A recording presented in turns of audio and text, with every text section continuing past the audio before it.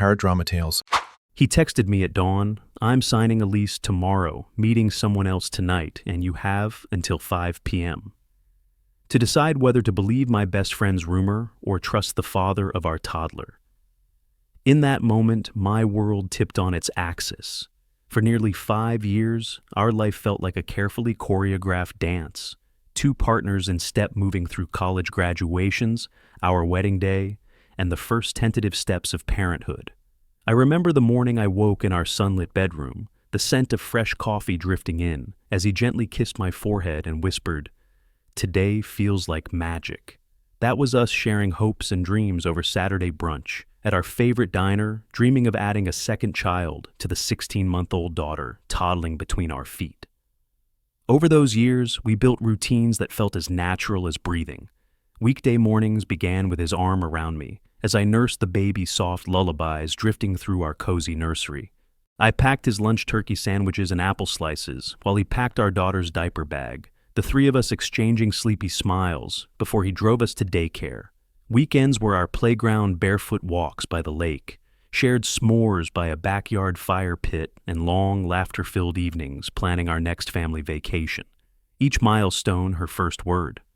Our second anniversary was marked with homemade cards and photo albums bursting with joy. 3 pillars supported our perfect life. First, unconditional teamwork. When I struggled through morning sickness, he took over the dishes and our daughter's nighttime routines without complaint. Second, unwavering honesty. Our conversations flowed freely from the mundane. Did you remember to feed the fish to the profound? What do you want our family to look like in 10 years? Third, mutual dreams we talked, painting our daughter's room in pastel yellow, picking Victorian-style wallpaper for the nursery, and even tentatively discussing baby names for our hoped-for second child. But it wasn't just the routines or the dreams. It was the feeling that I could lean on him no matter what. He was the first to celebrate my promotion at work, cheering louder than anyone. I was the one who held his hand during his dad's surgery, offering quiet comfort. We were partners in every sense, equal sharers of triumph and burden. I never doubted that this harmony could be shaken. How could it, when every day reinforced our bond with laughter and love? Yet that weekend trip to my parents' house cracked open questions I didn't know could exist and planted seeds of fear in the fertile soil of our perfect life. As I returned to our empty home, I clung to the photo on my dresser, the 3 of us on our daughter's first birthday, all smiles and sunshine proof that our dream had always felt unbreakable. I was halfway through my mother's Sunday roast when my phone buzzed with her name, my best friend since age 18, the one I'd called Sister. Her text was urgent. "I'm telling you this because I love you. He's been cheating." My fork clattered onto the plate. I laughed it off at first. How could the man who cuddled our daughter every morning betray us? But her tone crackled through the screen, and I heard something I couldn't ignore. Her voice on the phone felt more real than his midnight reassurances. A few hours later, I found myself pacing my parents' living room at 2 a.m., the scent of aged pine from their mantel clock, the only comfort against my pounding heart. She'd painted a vivid picture, late-night rendezvous in parking garages, whispered phone calls at dawn, 2 different women she'd supposedly spotted. There was no proof, no receipts, no photos, only her confident insistence. And yet, her conviction was bulletproof. Each detail weaving a web of suspicion around my happiness. First there was her credibility. We'd weathered countless storms together, breakups, moves, career, worries, always trusting each other without question. If she believed it, part of me felt I had to believe it too. Second, the timing made sense on paper. It always seemed he got distant when I'd drive off to visit my parents weekends every couple of months, when our toddler stayed behind on playdates. Were those innocent work trips really innocent?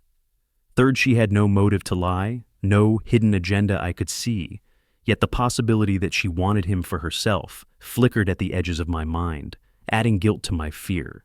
I replayed her words as I collapsed onto the sofa. I saw her car at the valet. He answered my question with a hesitating laugh. He doesn't know, I know. My rational mind flailed for counter-arguments. His unwavering fidelity record his own parents' proud smiles at family gatherings the way he'd abandoned temptations in the past. But each defense landed like a whisper against a storm. By dawn, I was exhausted and tear-stained, tugging at the corners of my wedding ring as though it could slip free of my doubts. I knew that trusting someone else's words over your own life's work was a crossroads no wife ever wants to face. And yet, as I wiped my eyes and braced for his call, I realized this seed of doubt planted by the friend I'd chosen to be my sister had taken root, threatening to upend the perfect life we'd so carefully nurtured. I couldn't live under the weight of that accusation any longer. So one evening, I cornered him in our living room. "Is there something you're not telling me?" I demanded, voice tight. He looked up from his phone, surprise flickering across his face, and shook his head. "No," he said quietly, stepping toward me. "I've done nothing wrong. I swear on our daughter's life." His eyes were earnest, and he reached for my hand. "I love you. You know that." His quiet, "I love you," rang hollow against my thunder of doubt. I pressed on. "Then why did my friends see you with another woman? Why do I keep hearing whispers when I'm gone?" His brow furrowed and he ran a hand through his hair. "She's imagining things," he said gently. "You know how rumors spread. I've always been faithful even when opportunities came up. I chose you in our family." I remembered every time he'd resisted late-night texts from coworkers, every flirtatious glance he'd burned to ashes with a single loyal refusal. But my friend's certainty was like quicksand. The more I tried to pull free, the deeper I sank into suspicion. My voice trembled as I asked, "Am I wrong to ask for proof? A simple text history so I can believe you." He sighed, eyes softening. "Do you trust me at all?" he said, hurt, lacing his words. "I thought we shared everything." Tears pricked my eyes. "I want to trust you," I whispered, "but I'm terrified."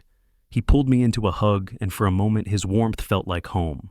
"I understand," he murmured, "but I can't live like this under constant suspicion." I nodded, ashamed of my doubt. Then came the crack. He took a step back, voice firm but gentle.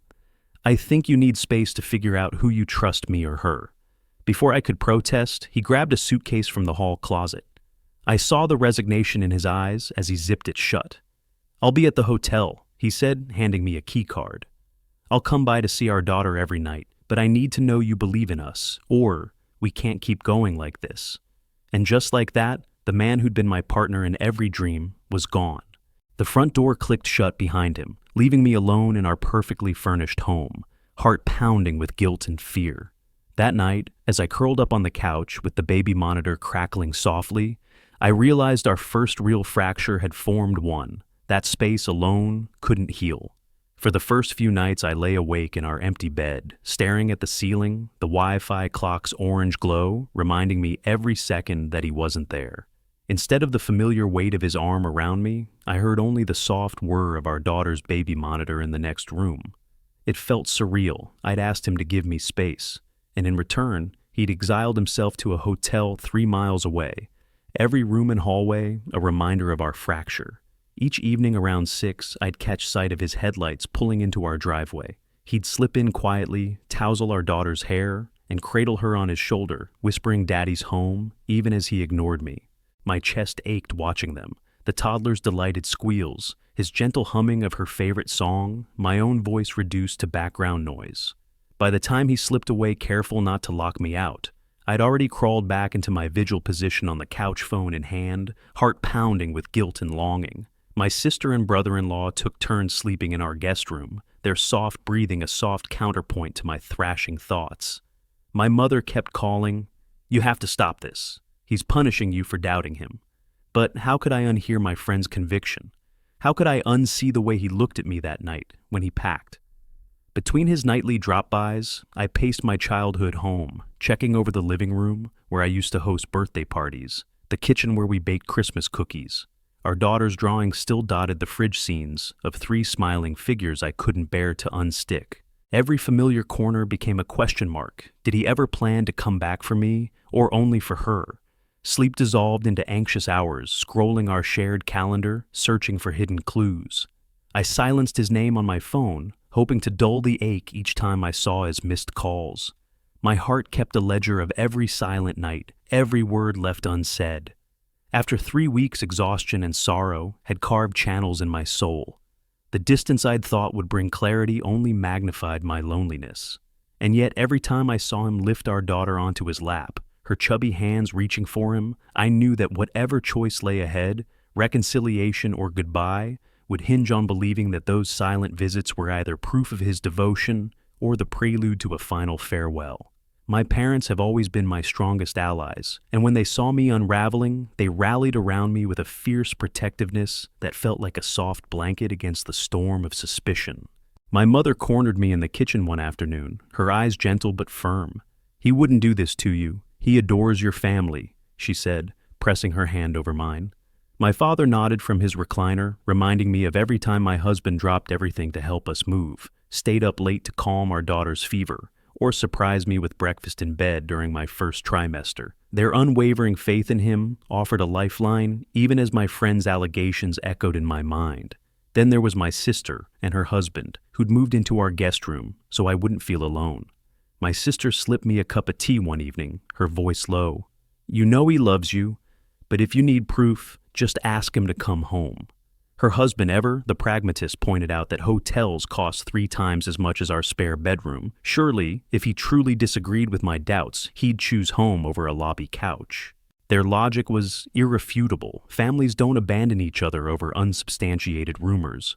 Together, they formed a council of compassion, reminding me of the man I'd fallen in love with, the way he shaved his head in solidarity when my uncle battled cancer, how he refused a promotion that would have taken him away from his new daughter, how he taught himself to cook so I could rest after a long day.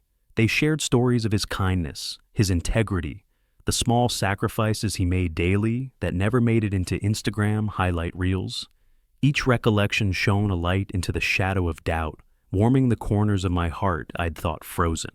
Yes, they urged me to trust him, but they also respected my fear. My mother helped me craft a list of small steps, a shared calendar check, an evening spent talking, without the baby monitor beeping in the next room, an agreement that he'd sleep in our bed if I could find it in my heart to have him back. My sister even volunteered to sit in with us as we hashed it out, a neutral witness to my requests for transparency. Their unwavering support felt like an anchor. It reminded me that love isn't built on gossip, but on years of shared history and witnessed character. As evening fell and I watched them exchange quiet smiles with each other, I realized I wasn't alone in this. Whatever decision I made, whether to believe him or to walk away my family's love, would stand beside me.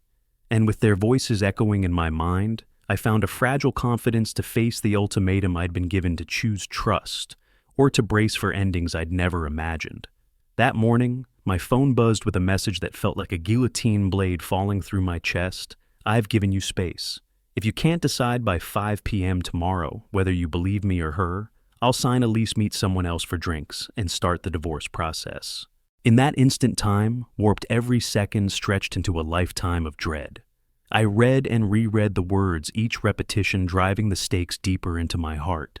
First, there was the shock of the ultimatum itself, 5 words to determine the fate of our 5-year partnership, 2 years of marriage, and the future of our 16-month-old daughter. Minnie Hook, when love becomes a deadline, every tick of the clock feels like a betrayal. Second, the sheer weight of the deadline tomorrow, at 5, left me caught between panic and resolve, scrambling to sort truth from rumor, while my husband's text glowed ominously on the screen. I could almost see him signing the lease, renting our shared sanctuary to someone else, our home reduced to a memory. And third, the looming vision of him stepping into a bar that very night for drinks with another woman, our life's trajectory ripping apart over whispered doubts. My hands trembled as I set my coffee mug down, steam curling like questions in the air. How could I decide between the man who taught our daughter to walk, who held me through the worst of morning sickness, and the friend whose certainty felt unshakable? I closed my eyes and pictured our daughter's chubby fingers clutching his shirt at bedtime. Would she wake to a new father figure in a new apartment? Would my daughter ask, "Where's Daddy's home?" and I have no answer? My family's voices echoed in my mind, my mother's gentle rebuke for forcing him into a hotel, my sister's pragmatic logic about hotel costs, their unwavering belief in his integrity. Yet my friend's conviction still stalked the corners of my thoughts. As the minutes ticked toward noon, I drafted a list of questions to text him. Share your location, share your schedule, let me know you're still the man I married. I forced myself to breathe deeply, anchoring my racing heart with memories of laughter and bedtime stories, reminding myself that the future I choose must protect our daughter's sense of security above all. With the clock winding down, I realized that this deadline, this cruel ultimatum, was less about his freedom and more about my courage to trust love when it demands the bravest act of all. I spent the morning caught between my head and my heart, weighing the hard facts against the jagged edges of my fear. Logic told me there was no proof, no hotel receipts, no late-night texts, no whispered phone calls captured on voicemail, only the steady honesty I'd known from my husband, the man who'd never once wavered when opportunity knocked. I remembered his gentle bedtime lullabies to our daughter, the way he resisted flirtations at work, the selfless comfort he offered me during morning sickness. Those facts formed a foundation as solid as our marriage vows. Yet instinct gnawed at me like a relentless tide driven by my friend's unwavering conviction and the unanswered questions that clung to every memory of his hotel check-ins. I realized that trusting someone's word over a lifetime of shared integrity required more than blind faith. It required evidence.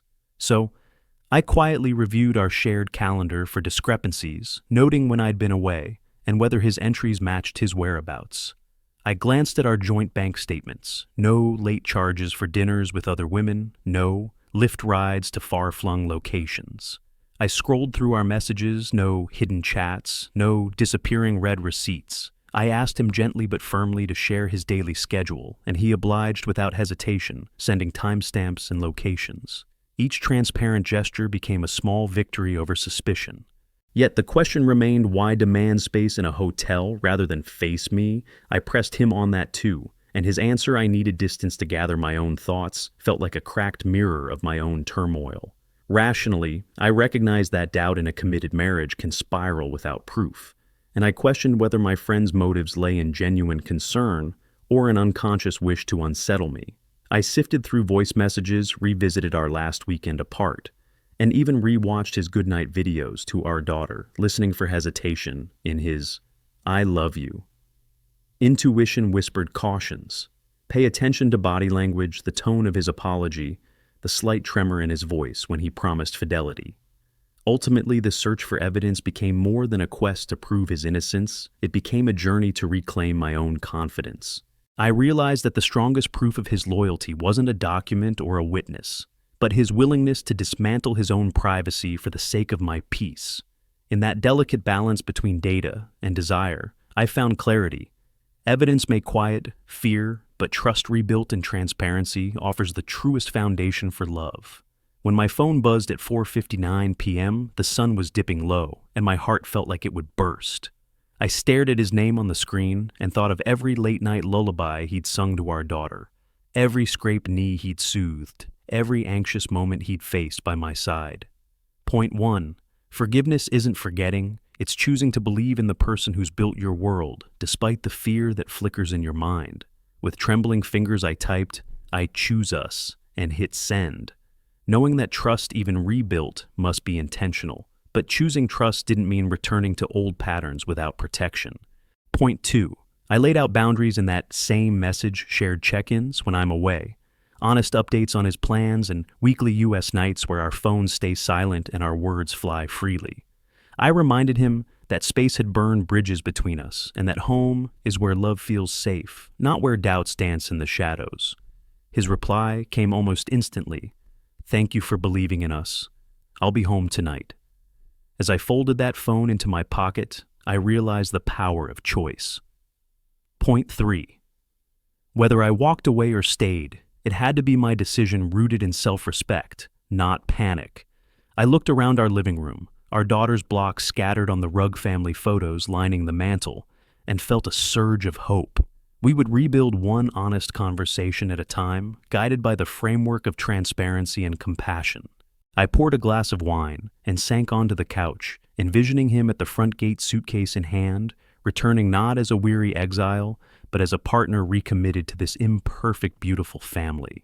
In that quiet moment before his car's engine rumbled to life, I understood that love's bravest act is to choose trust when your world has taught you to fear. And when he steps across that threshold, hand outstretched, we'll begin again, stronger, wiser, and guided by the knowledge that our future is ours to write. In that moment, as I slipped my phone into my pocket and prepared our home for his return, I felt a profound relief wash over me, Relief not born of ignorance, but of choice.